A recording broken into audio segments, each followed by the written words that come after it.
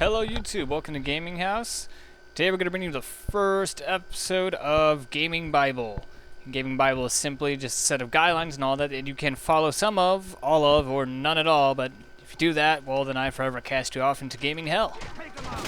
Today we're going to be covering Rainbow Six Vegas because, well, if you're new here, most of my videos are Rainbow Six related currently. The first sermon is, cover is thy friend. Never stray too far away from cover at all, especially waist-high cover, because snapping to cover can save your life the majority of the time, and giving you a third-person perspective can be life-saving. Second sermon, in the words of thy Corporal Hicks, short, controlled bursts. For those that haven't seen the Rainbow Six Vegas Calypso Casino video, the machine gun in there, I kind of missed a lot of my rounds because it kicks like a fucking mule on anything higher than like 5-round bursts. Now that being said, the machine guns are kind of at the bottom of the chain for recoil. They're kind of the worst, and then assault rifles are middle ground, and then SMGs are like the ones that you can easily control recoil, especially like the MP5. It's got like virtually no recoil on it. That being said though, also the damage perspective is, you know, assault rifles, and then SMGs and LMGs are the same. The third sermon, better to die by comrades than to die alone.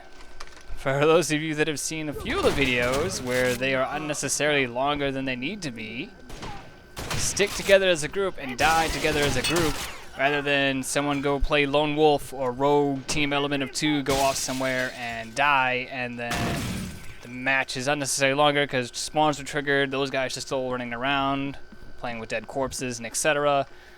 And it's kind of one of the reasons why Wartown isn't uploaded yet, because Wartown actually was a good run. It's like 17 minutes long, and 5 of those minutes are spent running around looking for the last 5 guys. And it's just terrible all around. It's unnecessary.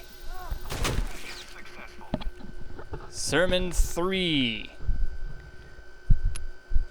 If thy needs ammo, bring thy enemy's weapon. This is more of a concern in Vegas 1 than 2, because in 2 they let you bring 2 weapons in Terrorist Hunt.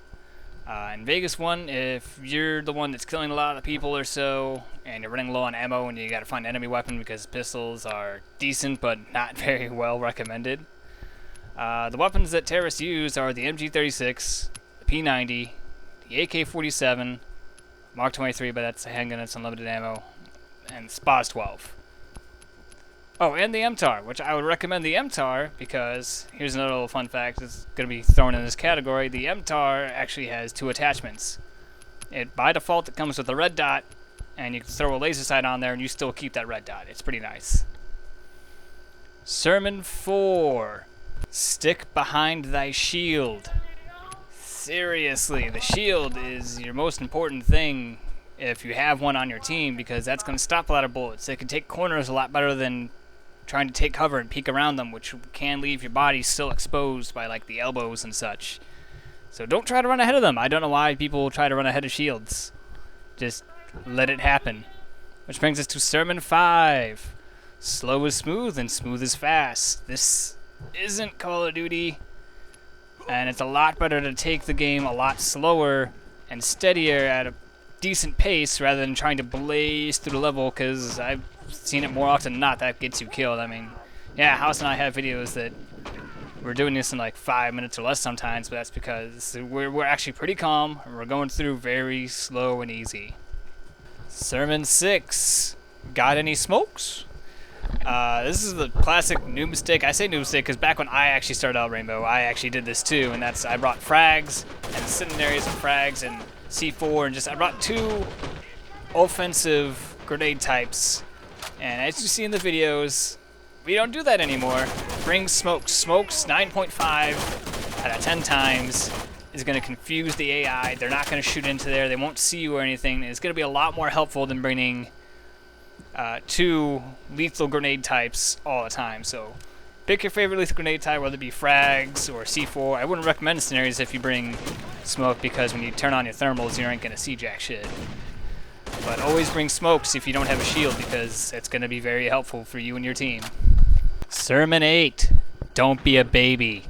And this applies to a lot of things. If you die off in the beginning due to your own faults or the game cheated you and all that, don't quit out because you died. Alright, it happens to everyone. Just suck it up, deal with it, and watch everyone else play. And also play on realistic difficulty. Because everyone pretty much plays on realistic difficulty. There's only like 1 or 2 rooms I've ever seen where it's normal. So get used to realistic difficulty. Also, don't do the door glitch. Now, I say this, but half of you, and by half of you I mean like probably like 2 or 3 people out of like the 7 or so that view my videos, but don't do it. Don't go to Google and type in door glitch and all that. It's baby stuff. It's not very fun, and it's boring. Don't do it. Don't look it up. Don't do anything dumb. Don't do it. Don't be a baby. Sermon 9. Be thy predator. As you've seen in videos, again, I'm going to keep referencing all my videos here because, you know, I have clear-cut examples in pretty much all of them, is use thermals frequently. Flip them on and off. You can sometimes see people you don't usually see due to like dark backgrounds and all that, and also if you're heavy using smoke, you kind of need thermals to see through them. The last sermon, victory over glory. And what I mean by this is favor the win over kills and all that. Trust me, I've played maps where I've sat there and gone, oh my god, am I actually going to shoot my gun at some point in time? And at the end of the day, I'd prefer winning, getting the experience and all that, over dying and everyone else dying because, you know, we were all kill hungry. And a fix to that is to be, you know, bring the shield. All maps can play with shield. Some I wouldn't recommend, like, you know, marshalling yards because it's big as hell and you're going to be walking pretty damn slow. But if you really want kills, be on point, grab a shield and all that. But end of the day, this is co-op terrorist hunt, and you should be focusing on getting the win over your own personal KD and all that, which shouldn't matter because it's an old game anyway. Now, I hope you enjoyed the video. As always, like, subscribe, share. Let me know if the video was actually helpful at all, because, you know, this is gaming bio. It's supposed to be kind of helpful. And always welcome to come back over to GamingHouse, more gameplay and commentary.